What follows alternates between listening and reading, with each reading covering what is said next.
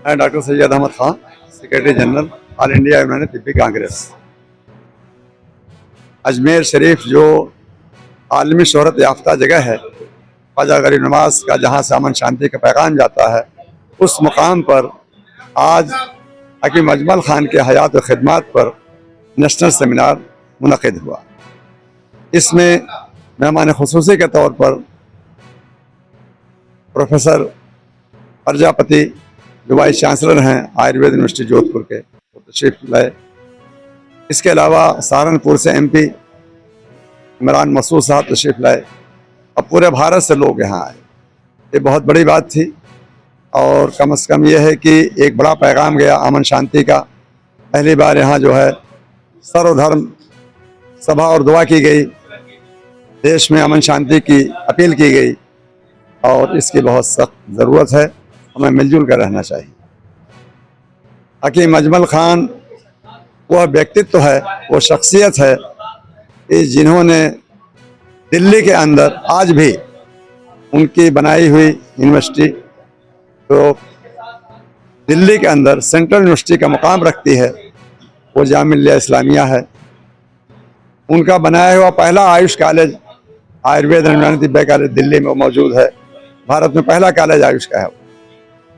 तो इसके अलावा उन्होंने बच्चों के लिए, जो यतीम बच्चे होते हैं उनके लिए भी बनाया यतीम खाना, लेकिन उसका नाम बच्चों घर रखा। ऐसे ही जो है अनाथालय भी बनाया ताकि हिंदू बच्चे वहाँ रह करके कायदे से अपने धर्म के अनुसार अपनी तालीम तरबियत हासिल कर सकें। ये सब बड़े कारनामे उनके हैं। वो कांग्रेस कमेटी के भी अध्यक्ष होते हैं और वो जो है हिंदू महासभा के भी अध्यक्षता करते हैं, वो मुस्लिम लीग की भी अध्यक्षता करते हैं। उनका मानना सिर्फ ये था जिस मजहब में हो वहाँ कायदे से रहो, अपने मजहब की तालीम के मुताबिक काम करो और देश हित में काम करो। ये बड़ा पैगाम उनका था। उन्हीं की याद में प्रोग्राम था आज।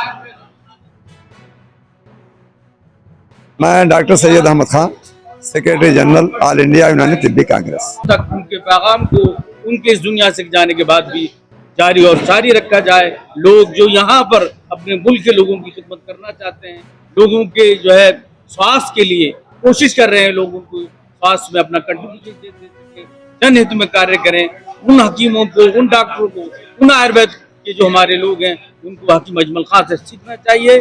मैं शेर के साथ बात मुकम्मल करूंगा। है तुझे लाजिम पढ़ हयाते अजमल हमीद।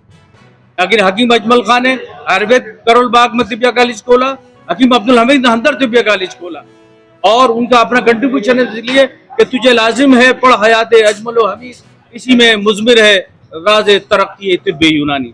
बहुत बहुत शुक्रिया। इसमें इस सेमिनार के हिस्सा लेने के लिए पूरे मुल्क भर से लोग तशरीफ लाए। खासतौर से तमिलनाडु से यहाँ हकीम तशरीफ लाए, कोलकाता से हकीम तशरीफ लाए, दिल्ली से हकीम तशरीफ लाए। खास तौर पर all India Unani Tibbi Congress Rajasthan state की जानिब से यह नेशनल सेमिनार रखी गई थी। इसमें जनरल सेक्रेटरी आली जनाब मोहतरम डॉक्टर सैयद अहमद साहब तशरीफ लाए। साथ ही साथ हमारे मुल्क के अंदर और हिंदुस्तान में जानी मानी शख्सियत प्रोफेसर गुलाम कुतुब चिश्ती जो एक्स डीन यूनानी फैकल्टी राजस्थान आयुर्वेद यूनिवर्सिटी, वो तशरीफ लाए। इसके साथ साथ प्रोफेसर एम आजम अंसारी भी इस प्रोग्राम में तशरीफ लाए और साथ ही साथ इस प्रोग्राम की रौनक बढ़ाने के लिए उत्तर प्रदेश से जो है जो MP हैं इमरान मसूद साहब, वो भी तशरीफ लाए। उनके सामने हमने बात रखी और ये भी रखा गया कि हमारे जो ये देशभक्त थे, जो हमारे हकीम अजमल खान ने यूनानी के आयुर्वेदिक के लिए काम किया और खिदमत अंजाम दी इस मुल्क के लिए, उनको भारत रत्न दिया जाना चाहिए। इस बात को भी यहाँ पर उठाया गया। खासतौर पर यहाँ पर डॉक्टर परवेज अख्तर वारसी ने भी अपनी बात रखी और कहा कि हमारी जो सरकारें हैं वो यूनानी की तरफ तवज्जो तो दे रही है, इनकार नहीं है, लेकिन उनको चाहिए कि वो जिस तरह आयुर्वेद पर उनकी तवज्जो उस तरह यूनानी को भी तवज्जो होनी चाहिए। दोनों पेथियां एक हैं। हमारे मुल्क की पुरानी प्राचीन चिकित्सा पद्धतियां हैं, उनके ऊपर बराबर का अगर ध्यान नहीं दिया गया तो ये हमारी चेसी चिकित्सा पद्धति जिससे हमारे मुल्क की आवाम जुड़ी हुई है वो कहीं ना कहीं हो जाएगी और हम एक जबरदस्त पेथी से महरूम हैं। खातून को भी इस मैदान में आना चाहिए और बाकायदा उनकी तालीम का नज़्म उन्होंने शुरू किया ताकि औरतें भी खास तौर पर इस मैदान में आकर औरतों की बीमारियों का कामयाबी के साथ और बड़ी समझदारी के साथ इलाज कर सकें। इसके लिए उन्होंने बाकायदा इसका शोबा बाकायदा खोला जिसको हम अमराज निस्मा कहते हैं। Doctor Syed Abdul Mujeeb general secretary all India Unani Tibbati Congress Rajasthan chapter. आज का प्रोग्राम हमें ये बताता है कि हम यूनानी पैथी को किस तरह जिंदा रख सकते हैं। अभी एक वक्ता ने नब्ज के बारे में बात की कि भाई यूनानी में नब्ज तकरीबन 150 तरह की इनसे देख करके बस बताया जाता है, लेकिन अमूमन जो चलन में है वो 50 है, और जो अमूमन आज के वक्त में चल रहे हैं वो नब्जें हैं जिनको देख करके हम ये बता सकते हैं कि फला शख्स को क्या तकलीफ है। ये कहना गलत है कि हम नब्ज के जरिए नहीं बता सकते, क्योंकि तिब्बे यूनानी का एक अभिन्न अंग है नब्ज। नब्ज के साथ ही तिब्बे यूनानी जिंदा है। आज अगर हमारी पहचान है इन दवाओं से नहीं है, नब्ज के एतबार से हमारी पहचान है कि हम हकीम हैं तो हकीम हैं। आज के इस प्रोग्राम से हमें ये सबक मिलता है कि वो शख्सियत जो एक दौर में मुस्लिम लीग के सदर भी थी, एक दौर में जंग आज़ादी का हीरो भी था, एक ही दौर में हिंदू परिषद के अध्यक्ष भी रहे हो, वो शख्स थे जो पहले और आखिरी अध्यक्ष रहे हिंदू परिषद के। दूसरी बात, आज उस शख्स से बड़ा सेकुलर मैं किसी को नहीं मानता। आज तो वो शख्स था कि जिसने अपनी पैथी को, उसकी पैथी तो यूनानी होनी चाहिए थी, लेकिन उसने जब तिब्बिया कॉलेज का क़याम अमल में आया तो उसने ये कहा कि इसका नाम आयुर्वेदिक एंड यूनानी रखा जाएगा। यानी यूनानी को बाद में फौकियत दी और आयुर्वेद को पहले फौकियत दी कि हम तो पहले आपको चाहते हैं, उसके बाद फिर हम अपना भला करते हैं। ये उस पर आधारित आज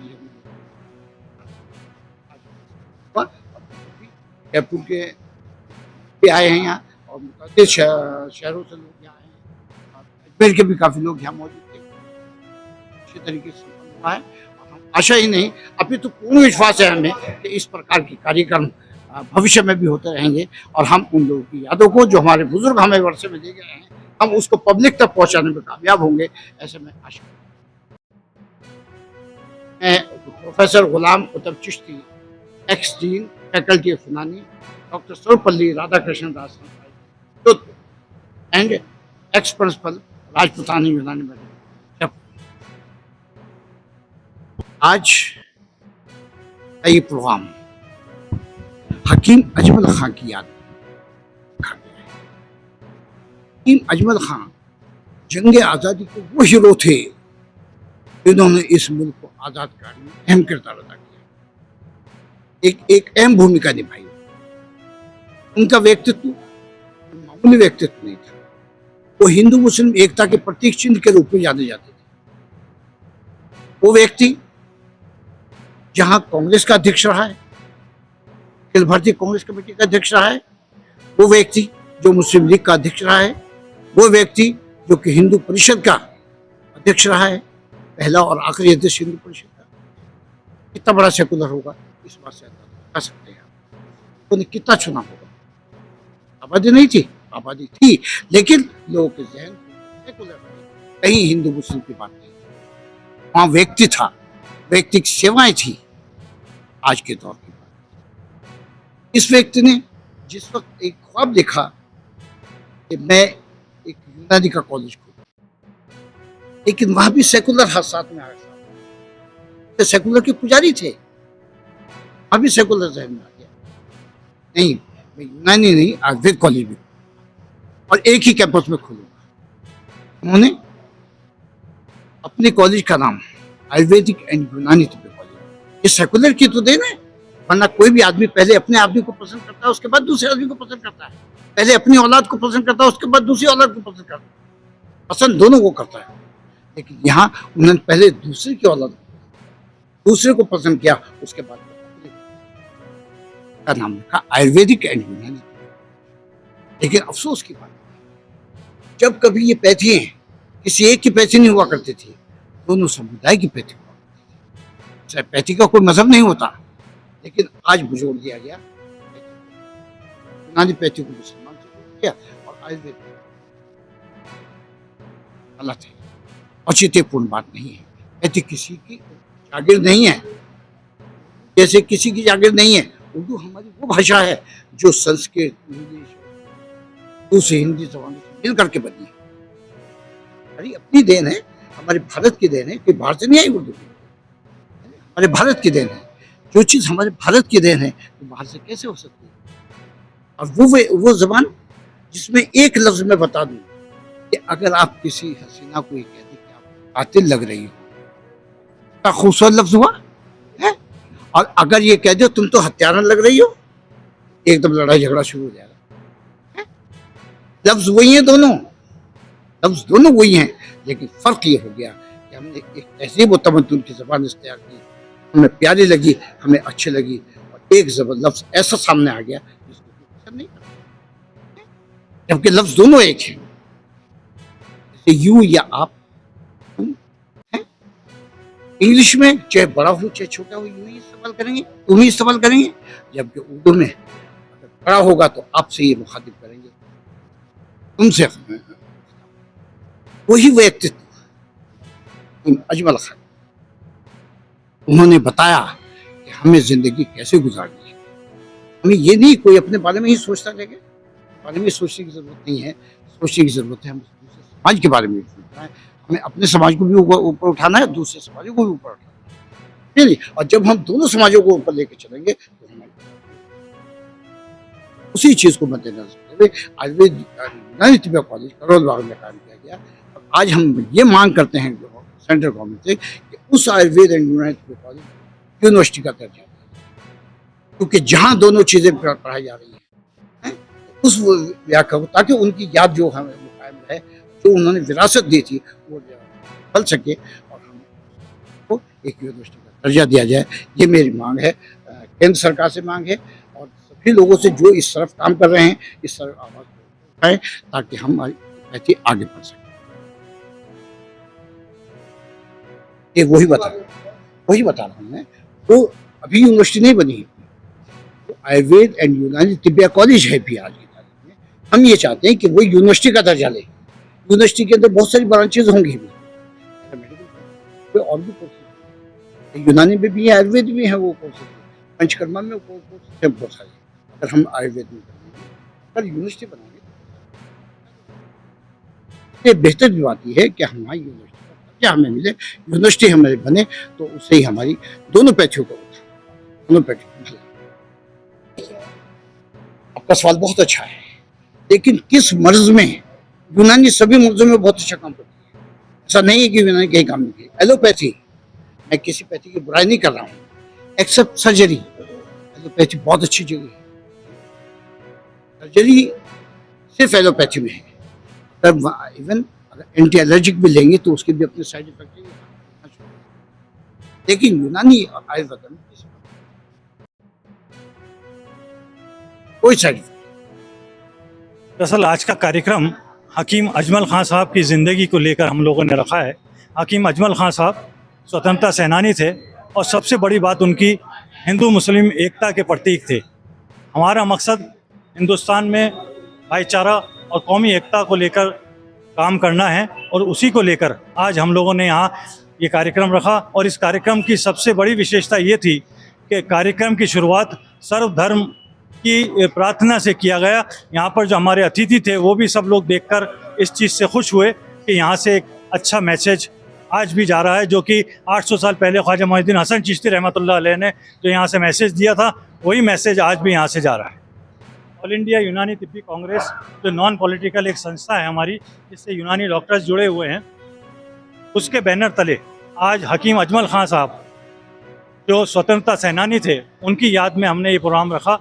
इस प्रोग्राम को करने का मकसद सिर्फ इतना था कि हकीम अजमल खां साहब ने कौमी एकता, हिंदू मुस्लिम एकता के ऊपर काम किया, और उसी को लेकर आज हम भी यही मैसेज जो है देना चाहते हैं कि कौमी भाईचारा हमारे अंदर जो निकलता जा रहा है वो उसका जो है कायम रहे। इसी को लेकर आज हमने ये कार्यक्रम किया, जिसमें पूरे हिंदुस्तान से जो यूनानी डॉक्टर्स और आयुर्वेद डॉक्टर्स जो है यहाँ जमा हुए, इसी को लेकर ये कार्यक्रम किया गया। कार्यक्रम के हमारे मुख्य अतिथि हमारे सहारनपुर के सांसद, और